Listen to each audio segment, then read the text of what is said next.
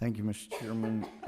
I won't be cheering today or clapping when I hear that basically the propaganda campaign that Margaret Sanger started, because she believed, she knew in her heart, we'll be better off if women who are poor or women of color are encouraged, pushed to have abortions, basically convince them to have genocide.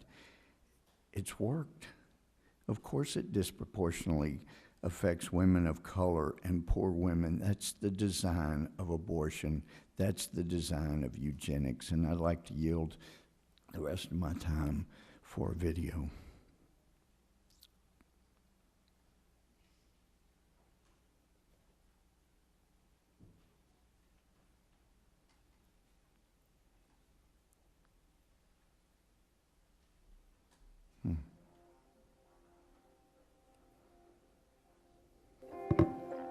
So can you share more? You've adopted Heather and the events that led to that transformation where you ultimately completely rejected abortion. What was it that really changed your perspective? I was doing abortions on a regular basis in my practice, and everything was just, the kids are growing, and I'm starting to make some money finally, and everything was just wonderful as far as I was concerned until June 23rd of 1984. June 23rd, 1984 was an absolutely beautiful day in Albany. Heather was exactly 2 months away from her 6th birthday. We took the kids to an amusement park that day, came home, we had dinner together, and the kids were playing in the backyard when we had friends arrive for cake and coffee. We were talking with those friends when at 7:25 that night we heard the screech of brakes out in front of our house.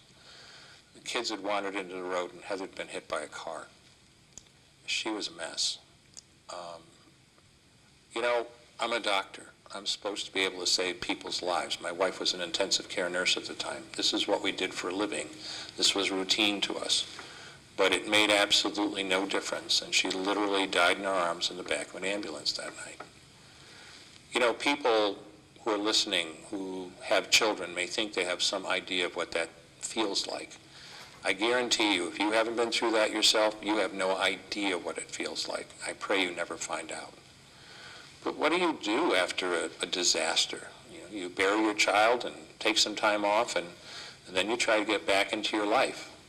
And I don't remember exactly how long it was after Heather died that I did my first D&E abortion, but I showed up at OR number 9 at Albany Medical Center just like I had over 100 times before.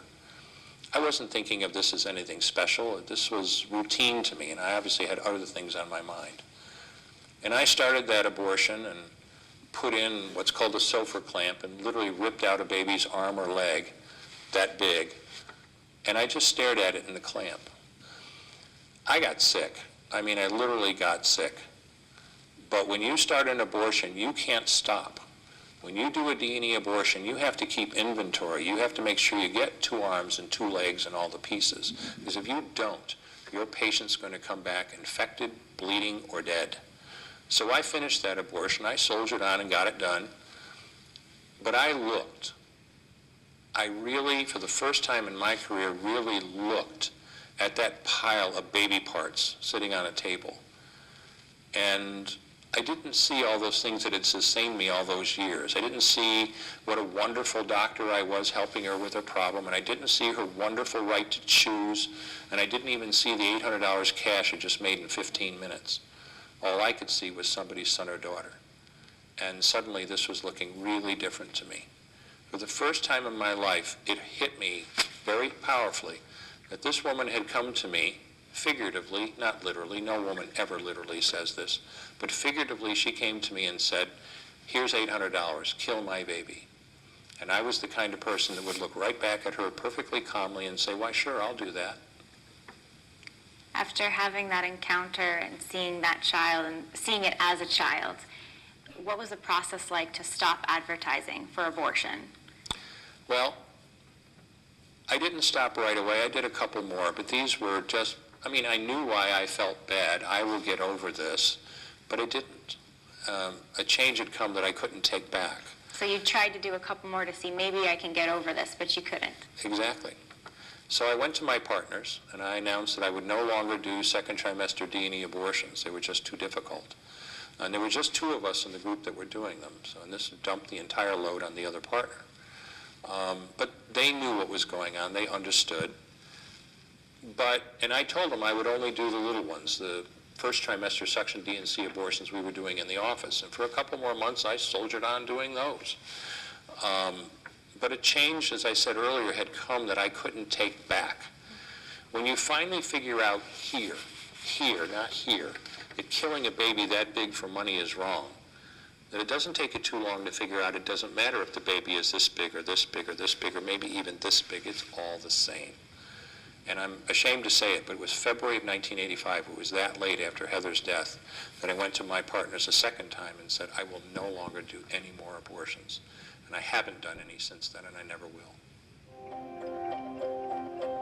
You never need late-term abortion to save a woman's life. If necessary, you accomplish the delivery. Now, did every one of those children make it because they were preterm? No, but they all had a chance, and most of them did make it.